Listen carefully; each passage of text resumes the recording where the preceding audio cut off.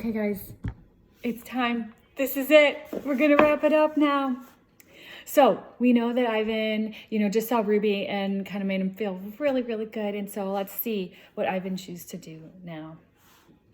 We're gonna start on page 284. Kenyani ambles toward me. She taps me on the shoulder and Knuckle runs away. I watch her, arms crossed over my chest. I'm careful not to make a sound. I'm not sure what we're doing. She ambles back, shoves at me, dashes back, and then I realize what's happening. We're playing tag, and I'm it. I make eye contact, show your form, strut, grunt, throw a stick, grunt some more, make some moves. Romance is hard work. It looks so easy on TV. I'm not sure I will ever get the hang of it. That's kind of funny. They're a couple now, they gotta like each other. More about romance. I wish Bob were here. I could use some advice. I try to recall all the romance movies we watched together. I remember the talking and the hugging, the face licking. It's gorillas, right? They lick each other's face. I'm not very good at this, but it's fun trying. Grooming. Is there anything sweeter than the touch of another as she pulls a dead bug from your fur? I'm sorry, I gotta read that page again. Page 287 if you're following along. Is there anything sweeter than the touch of another as she pulls a dead bug from your fur? Talk. Gorillas aren't chatty like humans, prone to gossip and bad jokes, but now and again we swap a story under the sun. One day it's my turn. I tell my troop about Mac and Ruby and Bob and Stella and Julia and George, about my mother and my father and my sister. And when I am done, they look away. Silent. Kenyani moves closer. Her shoulder brushes mine and we let the sun soak into our fur. Together. The top of the hill. I've explored every nook and cranny of this place, except for a hill at the far end where workers have been repairing a wall. They're finally gone. They've left behind fresh white brick and a mound of black dirt. While the others laze in the morning sun, I want to explore the hilltop. They've been there before, and I have not. Everything is still fresh to my eyes. I take my time going uphill, savoring the feel of grass on my knuckles. The breeze carries the shouts of children and the drowsy hum of bumblebees. Near the top of the hill is a low-limbed tree, the kind my sister would have loved. The wall is endless, clean and white, stretching far down to the habitats beyond my own.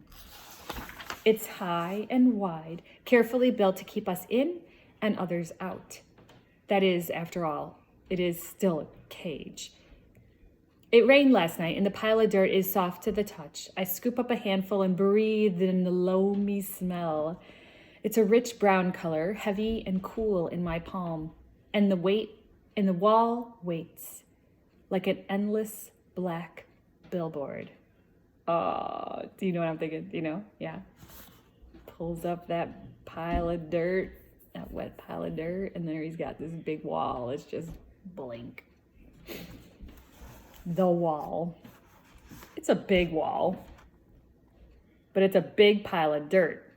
And I'm a big artist. I slap handfuls of mud on the warm cement. I make a handprint. I tap my nose with the muddy finger. I make a nose print. I slide my palms up and down. The mud is thick and hard to see, but I just keep moving and scooping and spreading. I don't know what I'm making, and I don't care. I make swoops and swirls and thick lines, figures and shapes, light and shadow. I'm an artist at work. When I'm done, I step back to admire my work, but it's a large canvas, and I'd like to get a better view. I go down to the thick-limbed tree and grab the lowest branch. I try to swing my legs. I land hard. I'm too big to climb, I suppose. I try again anyway, and this time I pull myself onto the first limb, grasping for breath. One more limb, two, and I can't go any farther. Perched halfway up the tree, I see my troop still dozing contentedly. I take in the wall, splattered and splashed with mud. Not much color, but lots of movement. I like it. It feels dreamy and wild, like something Julia might have made. From my seat in the tree, I can see beyond the wall. I see giraffes and hippos. I see deer with legs like delicate twigs. I see a bear snoozing in a hollow log. I see elephants. Elephants! Safe. She's far away, belly deep in the tall grass with others by her side. Ruby. She's here, Stella, I whisper. Ruby's safe, just like I promised. So, he's talking to Stella, in a sense talking to himself, but making sure that, he did what he was supposed to do. He's made his promise. And Ruby's not there, so we can't talk about that promise, but he can know he made his promise. I call to Ruby, but the wind tugs at my words, and I know she'll never hear me. Still, Ruby pauses for a second, her ears spread wide like tiny sails. Then, with lumbering grace, she moves on through the grass.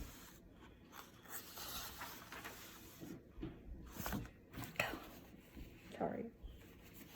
Silverback.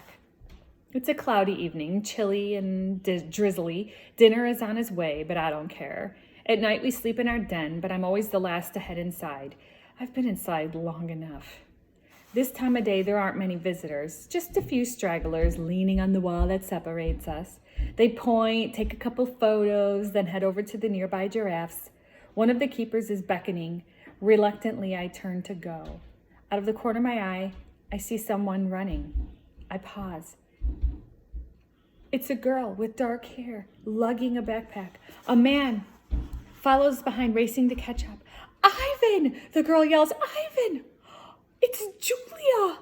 I scramble to the edge of the wide moat that skirts the wall. Julia and George wave to me. I dash back and forth, hooting and grunting, doing a gorilla dance of happiness. Calm down, says a voice. You're behaving like a chimp. I freeze. A tiny, nut brown, big-eared head pops out of Julia's backpack. Nice place, Bob says. Oh my God. Bob, I say, it's really you. In the flesh. How? Where? I can't seem to find the words. Oh my gosh, look at this picture. There she is, right? There's Julia, and there he is. So Bob did end up with Julia and George. I was really hoping so. I mean, it would only make sense, right? George's job at the zoo doesn't start till next month, so he and Julia made an agreement. She's walking 3 extra dogs to cover my food. And get this, they're all poodles. Oh my gosh. So not only is Bob with Julia and George, but now George got a job at the zoo? You said you didn't want a home, I say. Yeah, Bob says, but Julia's mom likes my company. So I figure I'm doing everybody a favor. It's a win-win. Julia pushes Bob's head back inside her backpack. You're not supposed to be here, she reminds him. Ivan looks great, doesn't he, Jules? George asks. Stronger, happier even. Julia holds up a little photo, but it's too far away for me to see. It's Ruby, Ivan. She's with the other elephants now, because of you. I know, I want to tell her. I saw with my own eyes. We stare across the expanse that separates us. After a while, George pats Julia's arm. Time to go, Jules. Julia gives a wistful smile. Bye, Ivan. Say hello to your new family. She turns to George. Thank you, Dad. For what? She gestures towards me. For this. They turn to leave. The lamps that light the zoo pathways blink on, blanketing the world with yellow light. I could just make out Bob's little head sticking out of Julia's backpack. You are the one and only Ivan, he calls. I nod, and then turn toward my family, my life, my home. Mighty Silverback, I whisper. And there he is. Check this out. That big, huge expanse. All these little things for him. And he looks like a mighty Silverback. He looks like he should be taking care of his family. Like he's doing what he's supposed to do, that he's born to do. And everybody in his life is where they should be. This was so lovely, and I hope that you enjoyed it as much as I did. Tell me your favorite parts and tell me your favorite characters and tell me what you're thinking right now because I'm really, really dying to talk to you. This is clearly our last chapter or video for One and Only Ivan, but I want to tell you that the One and Only Bob was just published. I believe it was just released this week. Oh, I could be wrong, but check that out. And it looks almost exactly like this. The same print and everything except the One and Only Bob. What a great book to pick up. I miss you guys. I'll talk to you soon.